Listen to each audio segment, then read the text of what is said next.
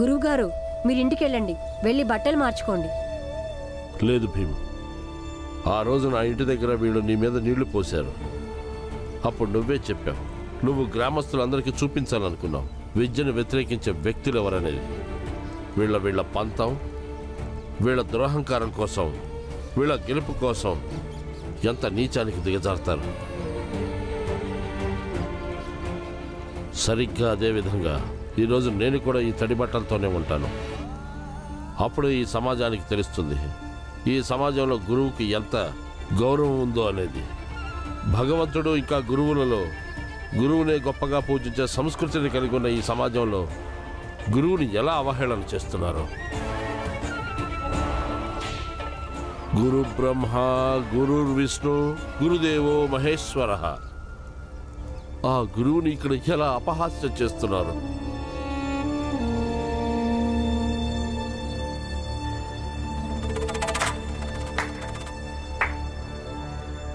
చాలా గొప్పగా ఉంది గురు శిష్యుల సంబంధం.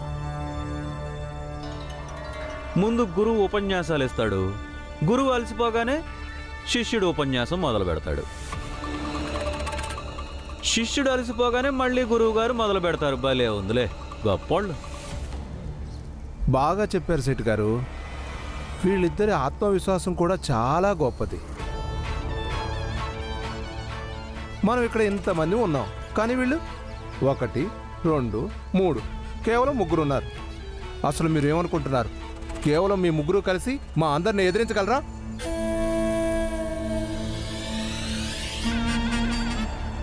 సోదరులారా, ఇంకా చూస్తారేంటి? ఆర్పేయండి ఈ మంటని. ఆగండి.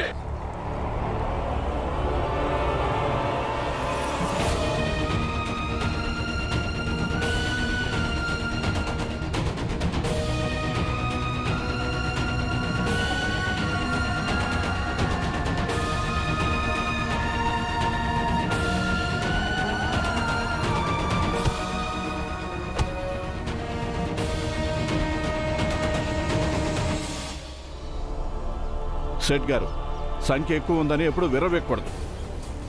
ఈరోజు ఇక్కడ మీరు సంఖ్యాబలంతో ఉండొచ్చు, రేపు ఇంకొక చోట మేము ఎక్కువ సంఖ్యాబలంతో ఉండొచ్చు. అప్పుడు ఏం చేస్తారు మీరందరూ? అందుకే మీరందరూ వెళ్ళిపోండి. మా మానాన్న మమ్మల్ని వదిలిపెట్టండి. ఇక ఈ మంట అంటారా, ఇది మండుతూనే ఉంటుంది. దీనికి పరిణామం ఏం జరిగినా సరే. సేటు గారు, ఇది వట్టి కట్టెలతో మండించిన అగ్ని కాదు, మీరు నీళ్లు పోయగానే ఆరిపోవడానికి. మాలో నమ్మకం అనే ఇంధనం ఉన్నంత వరకు ఈ అగ్ని రగులుతూనే ఉంటుంది.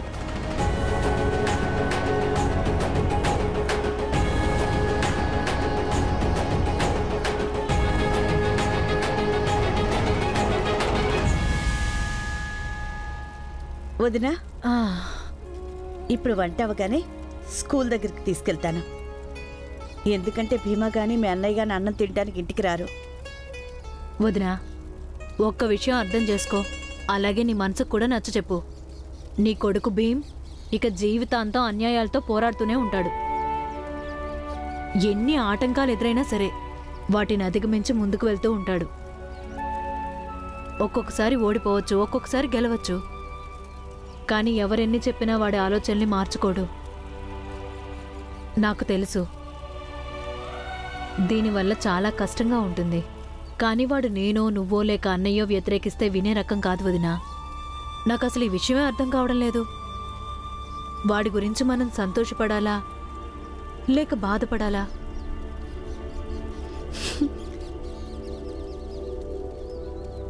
వదిన, నేను ఇప్పుడు ఆలోచిస్తుంటే నాకే నవ్వొస్తుంది. నేను ఎప్పుడైతే భీమా కాలుతున్న కట్టె తీసుకుని స్కూల్కి వెళ్ళాడో అప్పుడు చాలా భయం వేసింది. భీమ్ గురించి చాలా దిగులు పడ్డాను. కానీ తర్వాత ఎప్పుడైతే స్కూల్కి వెళ్ళి వాడు ఆ విధంగా చేశాడో అప్పుడు నాలో నేనే చాలా గర్వపడ్డాను. వాడు నా కొడుకు అయినందుకు. నువ్వే చెప్పొద్దురా, అలాంటి కొడుకుంటే ఏ తల్లి గర్వపడదో?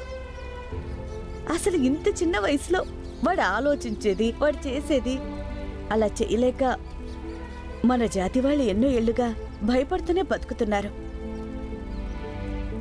వదిన మనసు చెప్తుంటుంది భీమా అలాంటివన్నీ చేయకూడదు, వాడిని ఆపమని.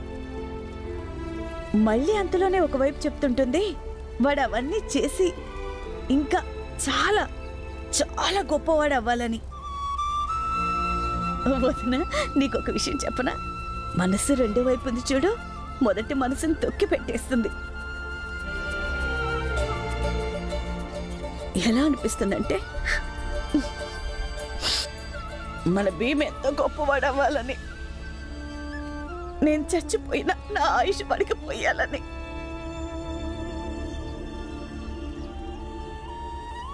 నా భీమ్ కలకాలం చల్లగా ఉండాలని, వాడు సమాజానికి మేలు చేయాలని. అందుకే వదినా, నువ్వు కూడా దీనికి సిద్ధపడు. వాడికి అమ్మలాగా, వాడికి మేనత్తలాగా ఒకసారి వాడి కోసం దిగులు పడ్డాం, ఒకసారి సంతోషపడ్డాం. ఇది మనం అలవాటు చేసుకోవాలి.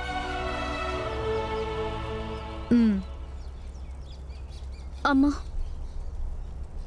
ఎంతగా నచ్చ చెప్పిన తర్వాత కూడా మన జాతి వాళ్ళు ఒక్కరు కూడా ఆ మంటల్లో ఒక్క కట్ట కూడా వేయలేదొచ్చి. గంగా, బహుశా నేను నీకు చెప్పే ఉంటాననుకుంటా. భీమా పుట్టేటప్పుడు నన్ను చాలా కష్టపెట్టాడు తెలుసా. వాడు పుట్టిన వెంటనే వర్షం ఆగిపోయింది, చీకటి తొలగిపోయింది, సూర్యుడి వెలుగొచ్చింది. మరి కట్టెల వెలుగు ఎలా ఆరిపోతుంది?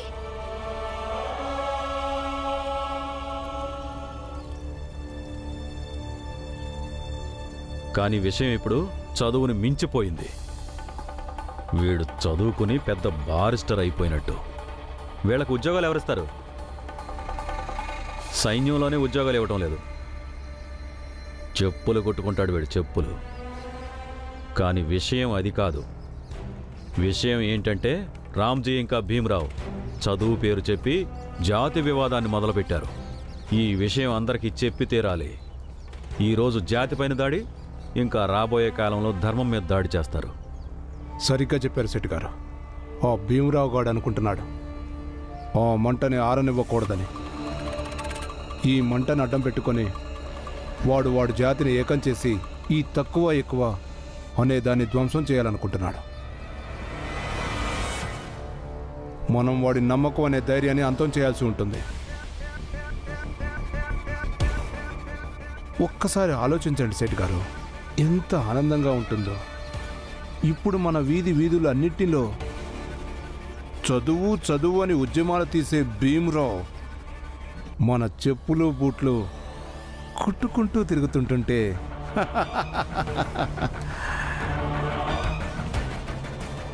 అప్పుడు వాడికి వాడి స్థాయి, వాడి జాతి గురించి తెలుస్తోంది. మన స్థాయిని ఇంకా జాతిని కూడా దృష్టిలో పెట్టుకోవాలిగా. భీమరావు ఒప్పే, తను చెప్పేది నిజమే. కానీ ఇది కూడా నిజమే కదా, మనం అందరం ఆ సేటు గారికి బాకీ ఉన్నాం, మనం అతనికి రుణం ఉన్నాం. కానీ ఇది కూడా ఆలోచించాలి, మనం ఇప్పుడు చదువుకొని ఎక్కడికి వెళ్తాం? చదువుకోకపోతేనే రేపు చెప్పులు కొట్టడానికి పెద్ద కష్టమేమి ఉండదు అన్నయ్య. కానీ అదే ఒకవేళ మనం చదువుకున్నాం అనుకో, అప్పుడు ఈ పనులు చేయడం చాలా నామోషిగా ఉంటుంది. భీమరావు మనకి ఇదే చెప్పి వెళ్ళాడు కదూ, మనం మన ఆశల్ని సజీవంగా ఉంచుకోవాలని. కానీ ఆశ అనేది రేపటి సంగతి, ఆకలి అనేది ఇవాటి యథార్థం. ఇక సేటుతో పెట్టుకున్నామంటే మనం సంపాదించే పావలా ₹1 అది వడ్డీ కిందకు వెళ్ళిపోతుంది. ఇంకా మన పిల్లలకి అన్నం ఎక్కడి నుంచి తెచ్చి పెడతాం? నువ్వు చెప్పింది పచ్చి నిజం తమ్ముడు. ఈ పోరాటాలు చేయటం బాగా శక్తివంతులు చేసే పని. మనలాంటి పేదవాళ్ళు ఏం పోరాటం చేస్తాం? మనకి ఆకలి వర్తమానం, అప్పులు తీర్చడం భవిష్యత్తు. సేటు గారు, ఆ జాతి వాళ్ళందరికీ పేదరికం, ఇంకా ఆకలి, ఎన్నో పెద్ద పెద్ద సమస్యలున్నాయి. ఈ ఆశ నమ్మకం అని మాట్లాడరు. నా మాట వినండి సేటు గారు, 1-2 రోజుల్లో వాళ్ళ బస్తీలో మంచి భోజనం పెట్టించండి. ఇంకా ఎలాంటి మాటల మాయాజాలం సృష్టిస్తారంటే వాళ్ళకి వాళ్ళ గతి, ఇంకా మీ గురించి, మీ శక్తి గురించి వాళ్ళకి తెలియాలి. ఇక దాని ముందు భీమరావు రగిలించిన ఐకమత్యం అనే అగ్ని దానంతట అదే ఆరిపోతుంది. తెలివైన మాట చెప్పావు మంగేష్. నాకు అనిపిస్తుంది ఈ ఉపాయం పనిచేస్తుందని. నేను కూడా ఈ విషయాన్ని ఏకీభవిస్తున్నాను. అందరూ వినండి, ఈ రోజు నుంచి నేను ఈ సత్పాల్ జాతివాడిని. అందుకే ఈ రోజు నుంచి నా పేరు ధ్రువ సత్పాల్. వాళ్ళు నా కొడుకుని నాకు దూరం చేశారు. ఇప్పుడు ఏం జరిగినా సరే వాళ్ళకి వాళ్ళ స్థాయి ఏంటో చూపిస్తాను. రండి రండి, అందరూ వచ్చి భోంచేయండి. పదండి పదండి, అందరం భోజనం చేద్దాం. పదండి, లేవు బాబు.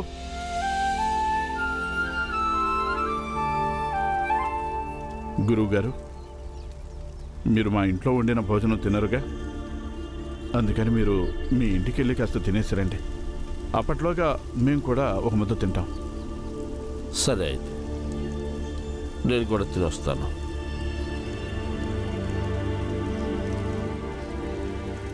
భీమా, భోంచేదురా. నాకు తినాలని లేదమ్మా.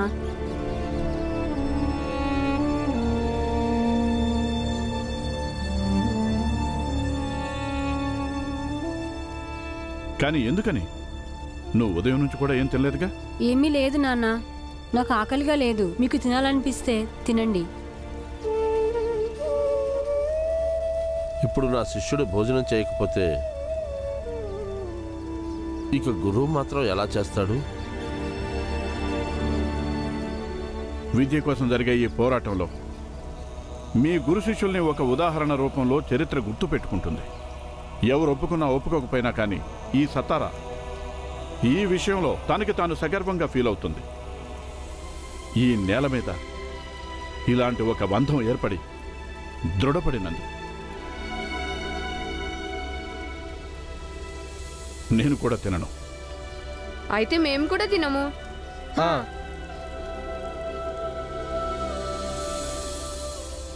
వినండి వినండి వినండి, బస్తీవాసులారా వినండి, అందరూ బయటికి రండి. బస్తీవాసులారా, ఏయ్ ఆ మంచం తీసుకురా తొందరగా. మీరంతా ఎక్కడున్నారు? అందరూ బయటికి రండి. దూరంగా దూరంగా పెట్టు.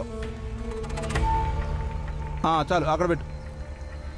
వెళ్ళండి, దూరంగా పోండి, పెట్టండి.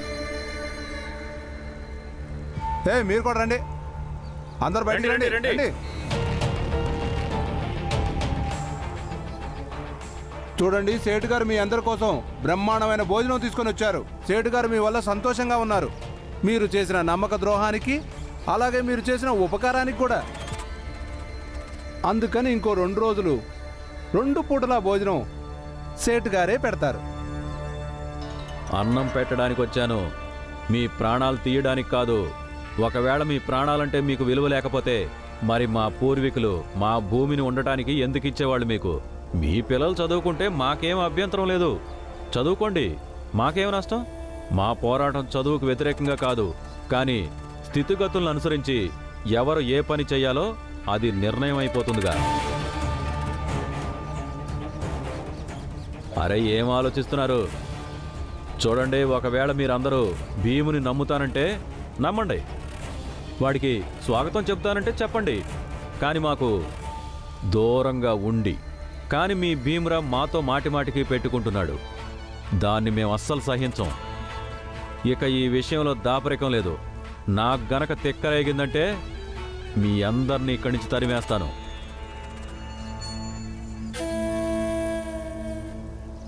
అరే, ఏంటి ఆలోచిస్తున్నారు? రండి, మంచి రుచికరమైన భోజనం.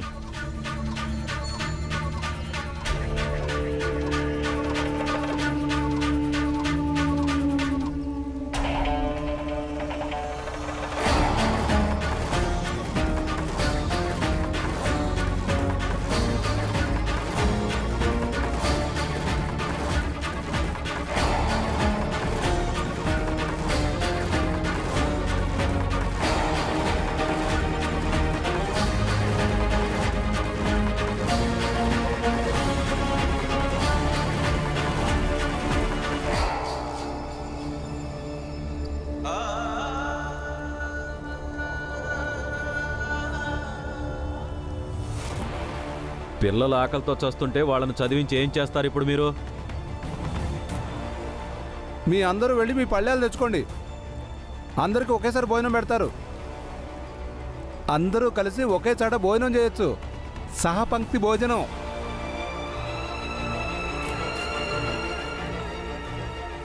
నిజంగానే ఎవరు రారా? భీమ్ వాళ్ళని అర్థం చేసుకోవడంలో పొరపాటు పడ్డాడు. మన వాళ్ళని అర్థం చేసుకోవడంలోనే పొరపడ్డాం. లేదు ఆనందన్నయ్య, మన వాళ్ళని అర్థం చేసుకోవడంలో నేను ఎప్పుడు పొరపాటు పడను.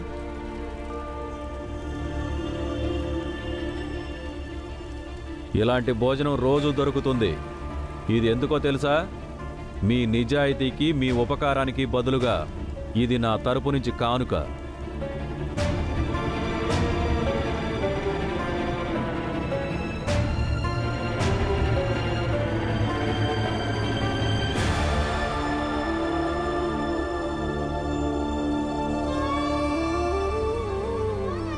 అరే, ఏం చేస్తున్నారు మీరు?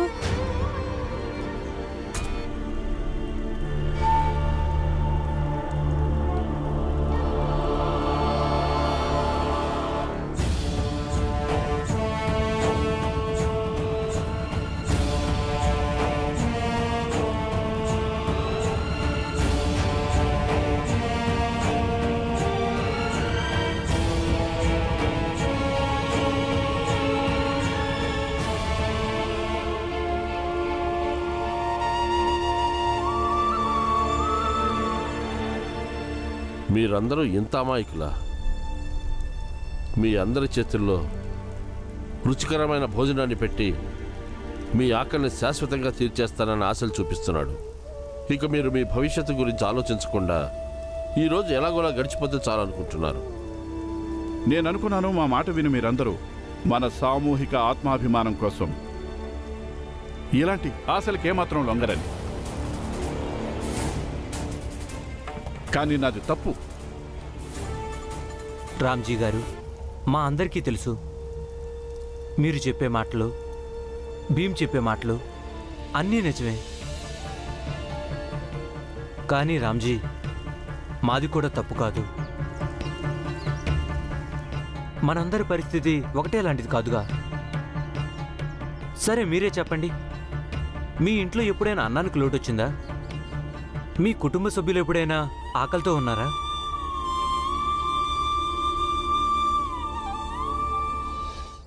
కానీ మా పరిస్థితి అలా కాదు.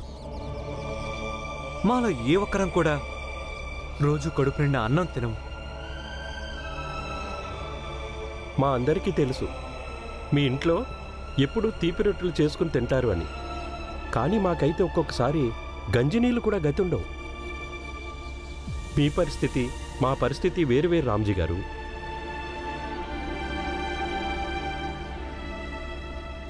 మాకు ఏమీ తెలియట్లేదు మేము చేసేది తప్పో ఒప్పో. కానీ 3 రోజుల నుంచి ఆకలితో ఉన్న పిల్లలు అన్నం తింటామంటే మేము వాళ్ళని ఎలా ఆపగలం చెప్పండి?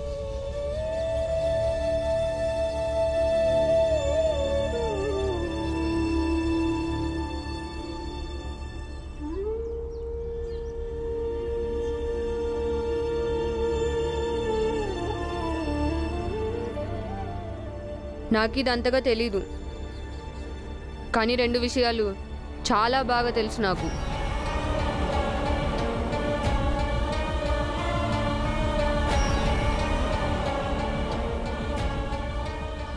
మొదటిది, మీకు తెలిసి ఈయన ఒకప్పుడు నా తండ్రిగా ఉండేవాడు. చాలా అబద్ధాలు కోరు. అబద్ధాలు చెప్పి చెప్పి బంగారం అమ్ముతూ అమ్ముతూ మానవత్వాన్ని కూడా అమ్మేశాడు.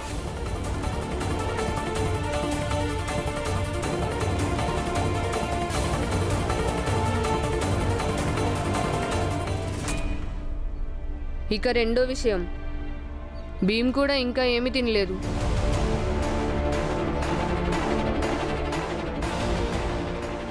నమ్మకం లేకపోతే స్వయంగా వచ్చి చూడండి. భీమా పిన్ని అన్నం తెచ్చి అక్కడే కూర్చుంది.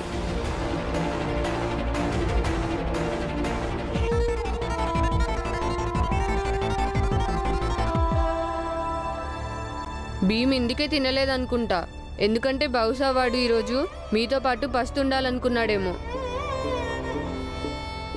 కానీ మీ అందరికీ అవకాశం దొరకగానే మీ భీమ్ని ఒంటరిగా వదిలేశారు.